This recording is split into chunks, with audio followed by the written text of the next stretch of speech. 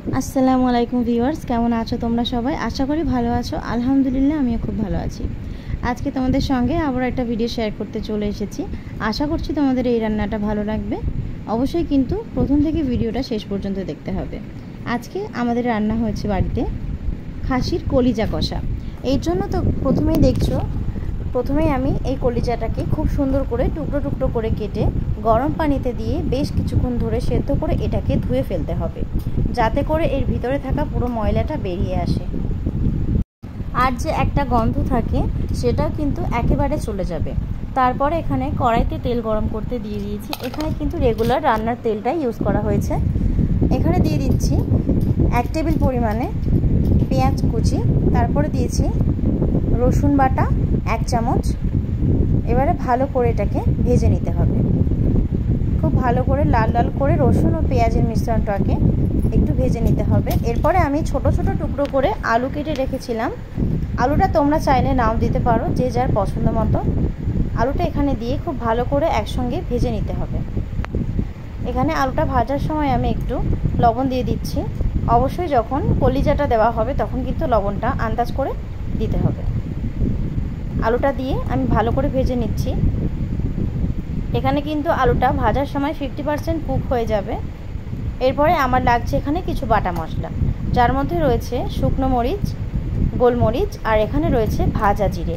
এই সব কিছু খুব ভালো করে শিলে বেটে নিচ্ছি। তোমরা যদি চাও তাহলে এখানে মিক্সার ব্যবহার করতে পারো। একেবারে মিহি করে কিন্তু বেটে নিতে হবে। আর এখানে যে আগে থেকেই সেদ্ধ করে গরম পানি দিয়ে কলিজাটাকে ধুয়ে রেখেছিলাম ছোট ছোট টুকরো করে, সেটাকে আমি এই আলুর মধ্যে দিয়ে দিয়েছি।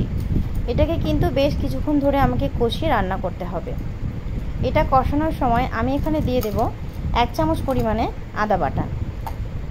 আদা বাটাটা তোমরা যদি তেলের মধ্যে দাও তাহলে কিন্তু সেটা কড়াইতে লেগে যাবে, নাড়াচাড়া করতে অসুবিধা হবে। এই কারণে আমি এখানে কষানোর সময় আদাটা দিয়েছি।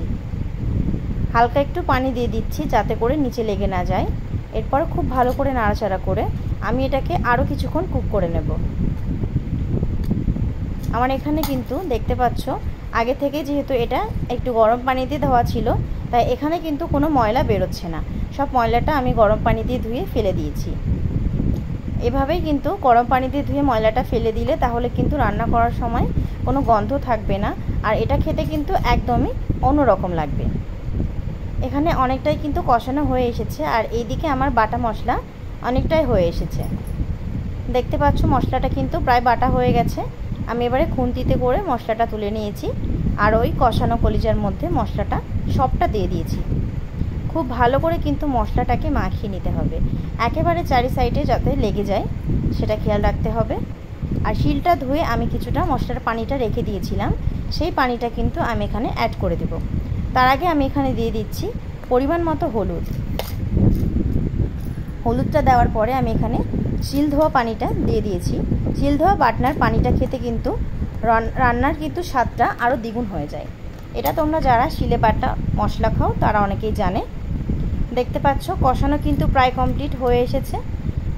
একেবারে কিন্তু কালারটা অন্যরকম হয়ে গেছে, আর এটা কিন্তু খুব সুন্দর সেদ্ধ হয়ে গেছে।